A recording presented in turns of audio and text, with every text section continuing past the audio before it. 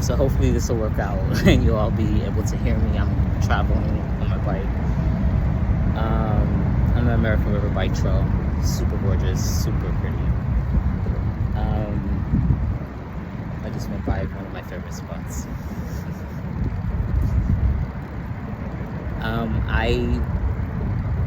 I wanted to share something that it's a past tense.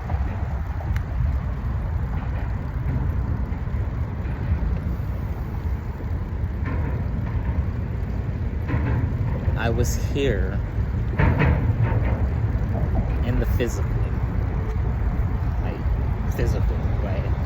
Even though right now I'm on a screen, you're looking through a screen and you can't really touch me, but trust me, you know, physical, right?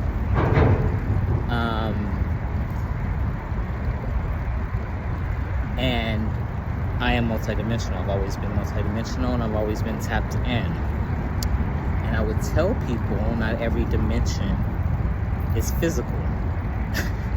So, of course,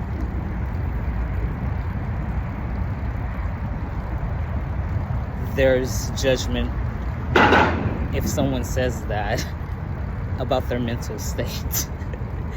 And I would be like, yeah, if you think about state as a made up thing, but as a boundary of space, right?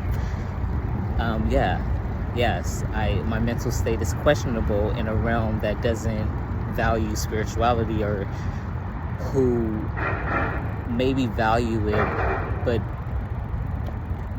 don't live it. I don't know how to describe it. But the people who don't know about it at all, who think it's kind of fake or weird, I feel like that's a lot of them. I feel like I was around a lot of them for years and years and years and years and years and years. And now I'm in a situation where I'm very relieved. I'm 45. It's Wednesday, July 12th, 2023. I'm currently living in a shelter. I've been there 2 months and 9 days, I think. And I got there pretty, I was in a really, really horrible, abusive living situation. And the first 2 days that I slept here, I slept better than I slept in, I feel like, months, or even over like a very long time. And so I was gonna say even over a year. It just felt like I could relax. The hardest part about being at the shelter, the only hard part, is just being around so many different types of energies, and really having to deal with people on an individual basis and let them carry it on when I'm not there. I don't know how to describe it, but you know how people gossip and stuff like that. It's the little Tweety birds. Like, you can say something to one person and it'll get around like wildfire. And so, because I mainly deal with people one-on-one in my practice, or in my life path of learning through relationships and healing through relationships, whether that would be people, places, ideas, energies. That was the toughest part. Dealing with the multitude of energies. I also have not been around men. I thought about that today. I met someone in the bathroom, and I just, we started talking, just talking about God, and who we are in the spiritual realm. You can see each other, and you can also have privacy and know when to reveal oneself to another. So it so happens that we're both part of the LGBTQ community, so it's kind of like that might have a certain thing to do with it. That whole process of being able to live out loud, or to be proud enough to live as yourself and love. That's the whole point. Love who you love, because the world, when we incarnated, 76 and 78, was crying out for more love, needed more love. So it's just like, yay. And we, the 70s was in the U.S. I don't know much about the world, actually. So in the United States of America, it was just, you know, the 70s were free love and experimenting with drugs and expanding consciousness. We were conceived in that time that those particular people in the 50s, who were born in the 50s, were living, or the 60s, you know. So we are the seeds from that, and we are the seeds grown from that. That's how I feel. And so I've been around a bunch more men, because before, in my 20s, I was around a lot of gay men. That's my primary social group for my 20s. My 30s, I went back to school, and 2 of my degrees, one is in child development and one is in American Sign Language Studies. So that primarily had more women, you know, and I felt safe, and I was gonna say loved and respected, but dismissed too, and seen as, you know, I don't know how to describe it, but it was a safer experience than I had been around in social groups. Just more accepting. That's what I'm trying to say. Even though there was a culture shock about me being queer, that was a culture shock. Being around so many women, like having gone from the gay community to that was like, what? Yeah, but this is different because I'm way more grown, you know. I'm in my 40s. I'm all like, and I've just gone through so much. It's been so much in the lifetime, but in the last 3 years of the transition between old Earth and new Earth, it's just been like, but there are certain things that are part of, like, I know part of my soul plan is part of the divine plan, because I'm a co-creator with God. There's certain things that, you know, I'm there for a reason. I've made a series of choices. The universe, God knows where I'm at all times, and I have a free will, right? It's a free will universe. I'm born into a free will universe. Unconditional love. My lineage is love. My practice is gratitude. That's if I had a religion, right? It's thank you. It's the highest prayer I know. I'm thankful for my life. I'm thankful that God made me.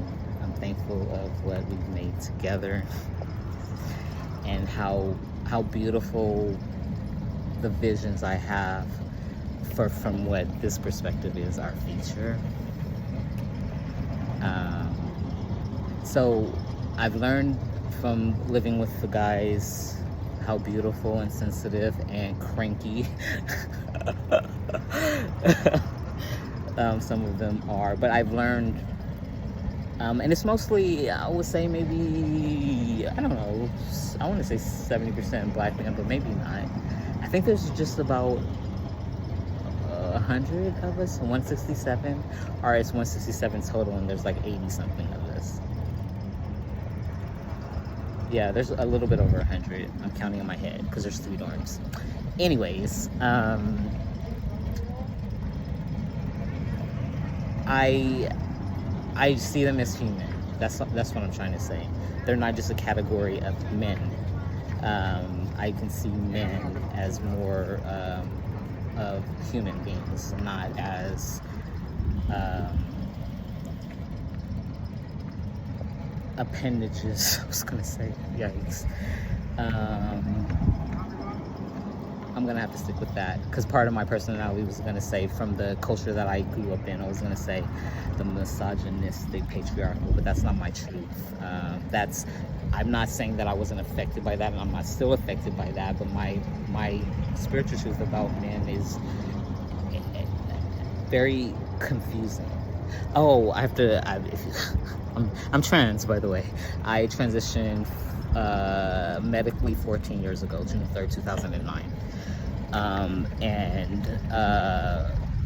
I don't really talk about my transition anymore.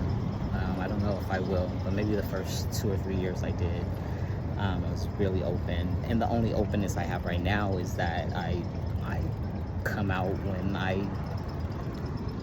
if somebody's abusing a trans person or a non-binary person, I will step in, and I've had to say, yes, you do know a trans person. You can't, like, it's a lot of times it's verbal stuff behind people's backs. Sometimes it's stuff on the bus and stuff like that.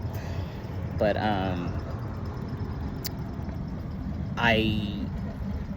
I just have held my boundaries with them. You know, I meditate every day.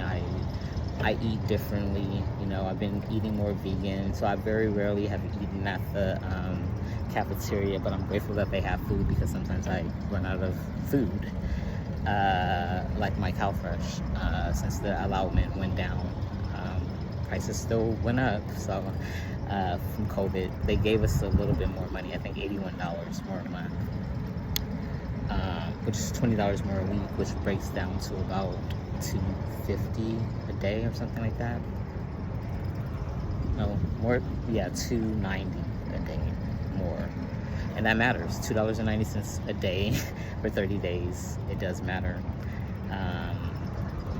So yeah, because there's a place that I go that I could go to, the cold bar salad bar, and my average is between $2.25 and $3.25. So I spend about that. I can get a whole meal for that price. Healthy stuff, so that's cool. There's a place that there's available for that. But basically, what I just was literally going in circles. So and I still am. And when that sound that you're hearing is my foot on my tire. It's like sometimes I get stuck. But yeah, that's. And I've just been able to stick up for myself without... It's been individual little confrontations that I've gotten into, but there's been enough witnesses, and to just know that, yeah, I'm a chill dude. I sit to myself, I pray, you know, I pray 24/7, and I love being a channel. I love being an open channel. Years ago, I would tell people, you know, a channel works both ways, because people would think, yeah, so I'm an open channel, and I love that part of my life. I also love the part of my life that I'm a walking tower moment. You know, life for some people. I'm also karmic justice. I was telling the guy that I met today that for my birthday in 2020, I asked for, I turned 43. 42. Is that 42? Holy crap, 42. Yeah, I was turning 42. Just ended a relationship. I'm smiling because I thought that person was the person for me. And it was so many horrible things happened. I can recognize that, but it was still conscious creation on my part, and I love them. I love them every day. I love them every day still. But the relationship was not for me. It wasn't for my highest. I outgrew the relationship super fast. It wasn't for my highest spiritual good. It was very, very, very, very, very, very, very, very, very painful. Even talking about it, like I'm smiling now, but even saying their name earlier today, something came up, and I almost started crying. So, but it's more accepting than, it's more just knowing that it's completely done for me. That's pretty much it. And just knowing that I've been on path, even though it's been hard, even though I've had to deal with not knowing what to do with my life, literally, because I only wanted to be with the person that I love and create from that. So it's just been like, whoa. So this period of healing that relationship, and then loss of, you know, my mom passed August 1st, 2020 in a house fire. It sort of was the end of my relationships with her side of the family, because a lot of stuff got revealed about people's characters. And this is the middle of the pandemic also, the first year. You know how that is. Mask off, you get to see what people value and all of that. I wasn't the only one going through it, but I was like, oh, I didn't know these people were not for me. I love them so much. And so I've just been getting to a point of healing that, and getting to a point of being able to open myself up to loving more. It's not the same. It's not, I feel liberated, so it's not as limited.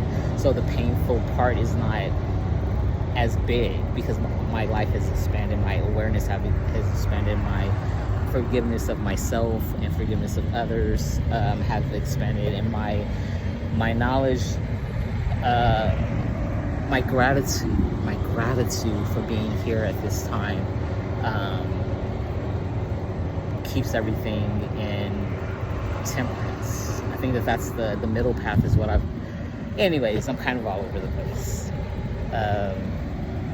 So, yeah. I feel like I started this to just say that it was super simple. Hopefully I said it. Hopefully I got my points across. This is long. It's not too long. I feel like when I'm going to turn this off, I'll remember. Oh, yeah, it was at the beginning. It was just really that I've been here physically, literally, physically interacting with my environment, and I am not from here, but I am here. And because of my multidimensionality, that's such a hard word for me to say. It's not only mental, it's energy. There's other elements that I don't even know of how, besides physical, spiritual, the senses. These are the only things that we know, but there's more to know. And so I'm meeting other energies, I will put it that way. And so, I'm learning a lot.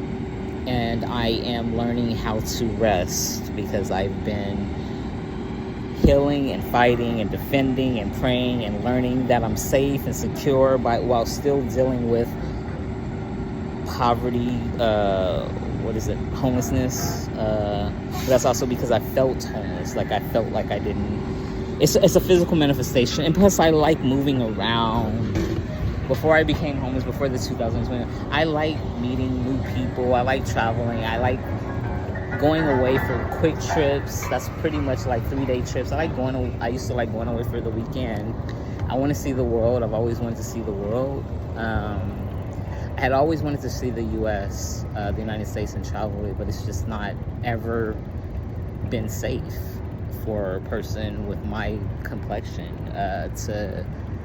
There's still sundown states and stuff like so I'm ready to see other parts of the world. I'm ready to go places. That's kind of what I brought up the point to of the shelter and the multidimensionality and physical, because I feel like I'm moving on, and I feel that I was able to be myself.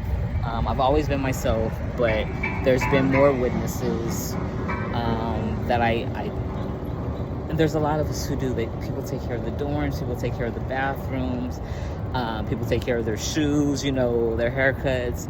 I am a little more physical with my body. I oil my body. I stretch my hands every day, or I try to, but I rub my feet every night and usually in the morning too. And I do my bed yoga, and sometimes I go outside and do sun salutations. So sometimes I want to tell them, I was like, the same care that you put into mopping this floor or like sweeping your area is the exact same thing. This is my home.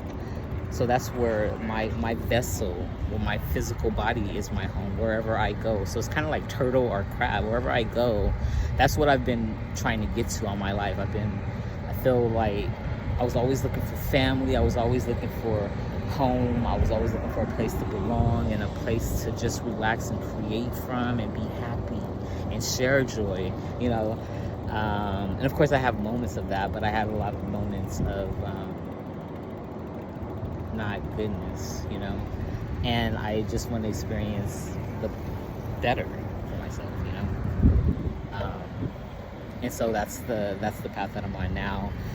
So the guy that I met, we were talking about astrology, and so anybody who's into it can kind of understand this maybe a little bit better when I say my North Node is in Libra in the 5th house. My Pluto is in Libra in the 5th house. My part of fortune is Libra in the 5th house. Taurus 12th house sun. And I've set my chart and other things, but I'm definitely in my North Node, and so I'm a different creature. That's how I feel, and I feel alien So I feel like that almost stereotypical, like the way I dress or the way I look and the way that I think and the way that I talk, and the guys, you know, they listen. There was a lot of judgment. There was a lot of, he thinks he's better than us or smart, you know, blah, blah, blah, all that. But I've proven my character by being myself. And I had to reveal myself to people as the heart space was open. I had to tell somebody that the other day. I didn't have the words for that. But there's a feeling when people are, because I want to be with people my heart resonates. And there's a feeling when people are judging, are afraid, or there's this face that I'm making. That's that feeling. And then there's feeling where there's curiosity.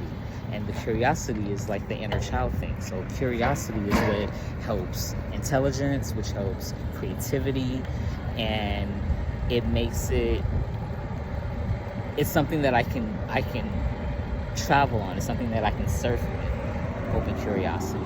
Even if there's judgment before that, the curiosity helps. Because the question, I can't be telling everybody my business, but because there's too much information. But if they ask, I can talk to them in the way that spirit moves through me, the way that, but it's coming from my heart. So that's where I live from, my heart space. And so if someone's trying to connect with me, in the past it would be, I don't know if you've heard the term energy vampires. People trying to connect because there is goodness and there is an endless supply. That's what they thought. Thought I was naive and all these things, but I was just being myself. And then because it's so constant, okay, I don't want to get into that. So the heart energy is very attractive. Sometimes it intimidates people, but it is still attractive. Sometimes it makes people upset because they don't have it, or they think they don't have it. Some people who don't have it or think they don't have it try to steal it, or try to dump on it or suppress it, and blah, blah, blah. And that is just never, ever going to be the case again with me. And it hasn't been for so long, for so many years. But now I can express it, and I can say it. I can say, we are not going to be friends. I had to tell somebody the other day that, because he was talking about non-binary people or trans people and saying something about he was saying, and it wasn't bad, he's a very amiable guy, really attractive, really smart, really open, but he's open and learning and debating almost something that I am. So no, not on the same path, not on the same heart resonance, not in the same level. Could be the same path, but probably not. And there's nothing, because he was like, I'm open to other opinions, and I'm like, I am too, but I'm not trying to create with duality. I'm trying to amplify love, amplify joy, amplify peace. So it's a multiplication versus a division or a minusing or even a balancing, a supposed balancing of equality. This is more of a sonic, or like a pebble in the pond. You feel a pebble, you know how the circles get bigger and bigger and bigger. That's what I'm interested in. I'm interested in living that truth, that reality, that energetic creation point. And so I'm going to stop there. All right. Thanks for listening. Bye-bye. What's out?